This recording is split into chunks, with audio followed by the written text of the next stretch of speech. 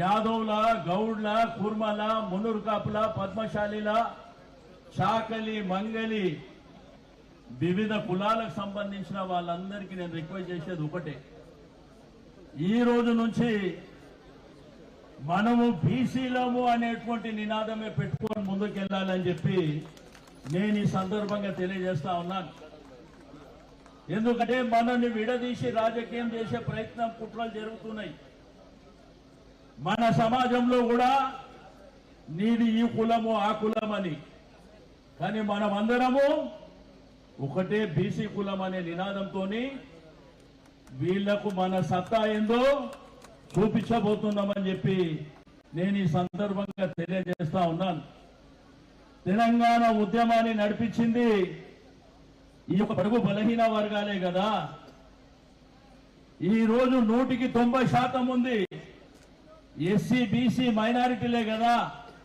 ఈ తెలంగాణ సమాజంలో బిడ్డ జాగ్రత్తగా ఉండకపోతే భూకంపం వస్తుంది, గుర్తుపెట్టుకోండి. ఈ బీసీ బిడ్డలు తలుచుకుంటే రాష్ట్రంలో భూకంపం వస్తుంది, గుర్తుపెట్టుకోవాలి. ఎందుకంటే మోసపూరితమైనటువంటి వాగ్దానాలు. ఎవడు చేయమన్నారు మీకు? కామారెడ్డి డిక్లరేషన్ ఎవడు చేయమని చెప్పింది నీకు? ఆ రోజు మా బీసీ బిడ్డలు అడిగినరు, ఇది మోసం చేయడానికి కాదా అంటే, మాకు 125 సంవత్సరాల చరిత్ర ఉంది.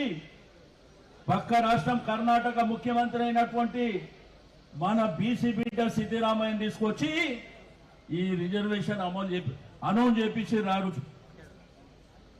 అలివిగానటువంటి హామీ 42% ఎక్కడికైనా అవుతుందంటే అవుతుందని చెప్పి నమ్మబలికి ప్రతి సంవత్సరం 20 కోట్ల బడ్జెట్ లో 20,000 కోట్లు పెడతామని రకరకాల హామీలు ఇచ్చి మా ఓట్లు దండుకొని గద్దెనెక్కిన తర్వాత మాతోని డ్రామాలు చేసేటువంటి ప్రయత్నం జరుగుతుంది.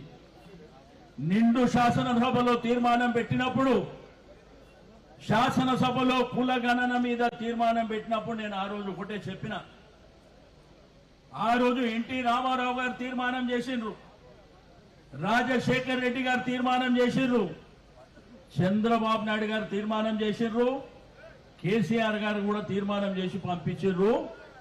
కానీ ఢిల్లీలో 9th షెడ్యూల్లో పెట్టి చట్టం చేస్తే తప్ప ఇది సాధ్యం కాదంటే, ఆ రోజు హరీబరీగా సర్వే జరిగినప్పుడంట హైదరాబాద్ జంట నగరాల్లో 40% సర్వే కూడా జరగలే. స్వయంగా ముఖ్యమంత్రి గారు శాసనసభలో చెప్పిండ్రు, ఇంకా 16 లక్షల మంది సర్వేలో పాల్గొనలేదని చెప్పారు. మీరు ఏ విధంగా మీరు తీర్మానం చేసి ఢిల్లీకి పంపించారు? ఒకవైపున ఢిల్లీకి పంపించిన తర్వాత ఆ రోజు కూడా మా పార్టీ పక్షాన యునానిమస్ గా ప్రభుత్వానికి సహకరించినాం. ఆ రోజు చెప్పినాం, ఢిల్లీలో డెలిగేషన్ తీసుకెళ్లి ప్రధానమంత్రి మీద ఒత్తిడి తీసి మరి పార్లమెంట్ లో చట్టం చేసి మాకు రిజర్వేషన్ కల్పించాలంటే ముఖ్యమంత్రి గారు చెప్పిండ్రు డెలిగేషన్ ని ఢిల్లీకి తీసుకుపోతాని. అతి లేదు, గతి లేదు. ఇది చెల్లుబాటు కాదని తెలిసి మభ్యపెట్టే ప్రయత్నం చేసి మొన్న ఆర్డినెన్స్ తీసారు. ఆర్డినెన్స్ తీసి ఒకవైపున తీర్మానం చేసి ఢిల్లీకి పంపించిన తర్వాత మళ్ళా ఆర్డినెన్స్ ఎట్లా జరుగుతుంది? ఇది గతంలో తమిళనాడులో మరి తీర్మానం చేసినా కోర్టులు కొట్టేసినాయి, మహారాష్ట్రలో చేసినా కొట్టేసినాయి, బీహార్లో చేసినా, ఒడిశాలో చేసినా ప్రతి రాష్ట్రంలో కూడా ఇది చెల్లుబాటు కాదు, దీనికి చట్టబద్ధత ఉండదు, దీనికి 9th షెడ్యూల్లో పెట్టి మరి పార్లమెంట్ లో చట్టం చేస్తే తప్ప మనకు రిజర్వేషన్ రాదు అని స్పష్టంగా కోర్టులు చెప్తున్నాయి. అందుకే జస్టిస్ ఈశ్వరయ్య గారు కొద్ది నిమిషాల్లోనే రాబోతున్నారు. మరి వారు సుప్రీంకోర్టులో ఒక అడ్వకేట్ గా మరి ఒక జస్టిస్ గా పనిచేసినటువంటి వ్యక్తి కాబట్టి వారు వచ్చిన తర్వాత అతను కూడా మన బీసీ బిడ్డ కాబట్టి మరి క్లియర్ గా కేటగారికల్ గా వారు చెప్పబోతుందని చెప్పి నేను ఈ సందర్భంగా తెలియజేస్తా ఉన్నాను.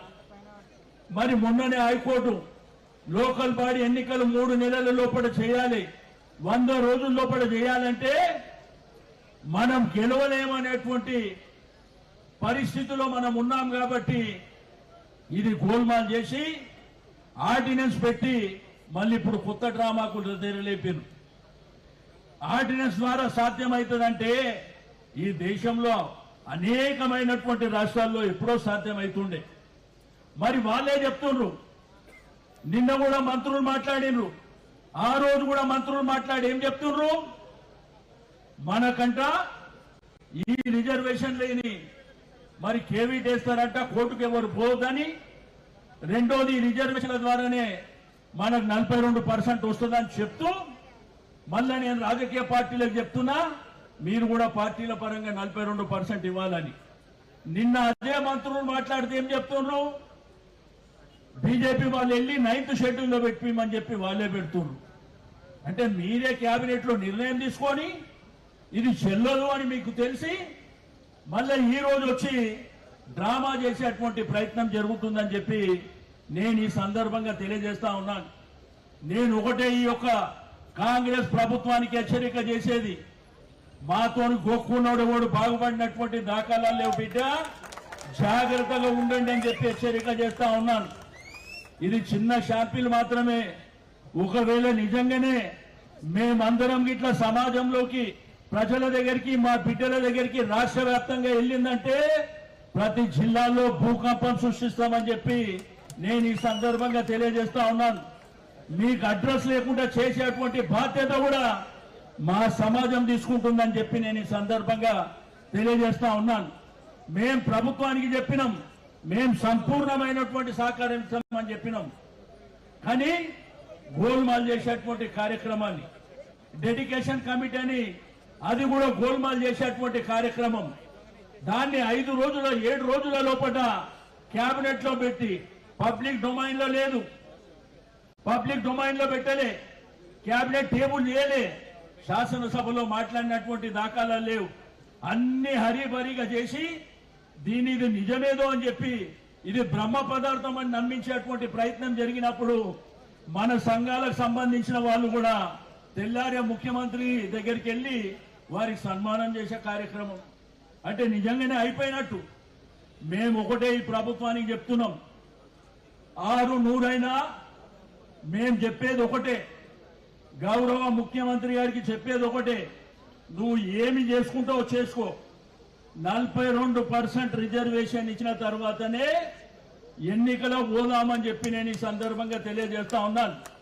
మేమేం బిచ్చగాన్లం కాదు, అడక తినేటోళ్ళం అంతకంటే కాదు అని చెప్పి ఈ ప్రభుత్వం గుర్తుపెట్టుకోవాలని చెప్పి నేను ఈ సందర్భంగా తెలియజేస్తా ఉన్నాను.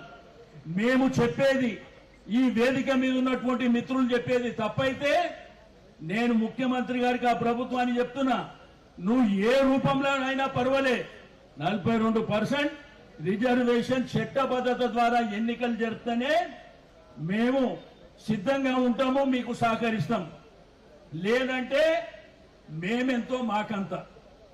రాహుల్ గాంధీ గారు చెప్తారు ఆ డైలాగ్, మీరెంతో ఎంత జనాభా ఉంటే వాళ్ళకి అంత హక్కు ఇవ్వాలని. ఎవరి హక్కు మా హక్కు గురించి ఇచ్చే అవసరం లేదు బిడ్డ, తలుచుకుంటే మేమే గుంజుకుంటామని. ఆ సమయం కూడా ఆసన్నమైందని చెప్పి నేను ఈ సందర్భంగా తెలియజేస్తా ఉన్నాను. ఒకప్పుడు తెలంగాణ ఉద్యమాన్ని చూసిండ్రు, కానీ రాబోయేది బీసీల ఉద్యమం తెలంగాణ లోపల రాబోయేది. తస్మత్ జాగ్రత్త అని చెప్పి నేను ఈ సందర్భంగా తెలియజేస్తా ఉన్నాను. ఎందుకంటే అంత ఆషామాషిగా ఏం లేం. మేము ఒకప్పుడు ఏంటంటే మనము బాంఛన్ కాల్ ముక్త అనే విధంగా మనం గుళ్ళ గ్రామాలలో పనిచేసినాం. ఇప్పుడు ఎదురొట్టి నిలబడడానికి సిద్ధంగా ఉన్నామని చెప్పి నేను ఈ సందర్భంగా తెలియజేస్తా ఉన్నాను.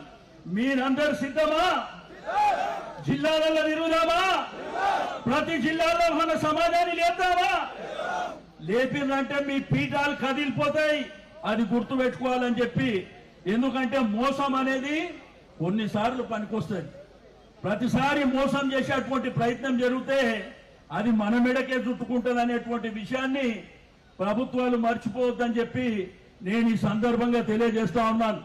ఎందుకంటే సమాజం అవేరే ఉన్నది, మన బిడ్డలు చదువుకొని ఉన్నారు, మనోళ్ళు నీతిగా నిజాయితీగా గౌరవం కోసం బతికేటువంటి బిడ్డలు. కాబట్టి మా గౌరవానికి భంగం కలిగేటువంటి ప్రయత్నం జరిగితే ఎవరిని వదిలిపెట్టే సమస్య ఉండదు అని చెప్పి నేను ఈ సందర్భంగా తెలియజేస్తా ఉన్నాను. నేను అదేవిధంగా ఈ రోజు ఉన్నటువంటి మా మిత్రులకు, రాష్ట్రంలో ఉన్నటువంటి మా సమాజానికి నేను చెప్పేది ఒకటే, తప్పకుండా చైతన్యవంతమైనటువంటి సమాజం మనది. తప్పకుండా మనం పోరాటం చేద్దాం, అన్ని విధాలుగా పోరాటం చేద్దాం. ఇప్పుడు 42% నువ్వు ఇవ్వకపోతే రాబో రోజుల్లో నీ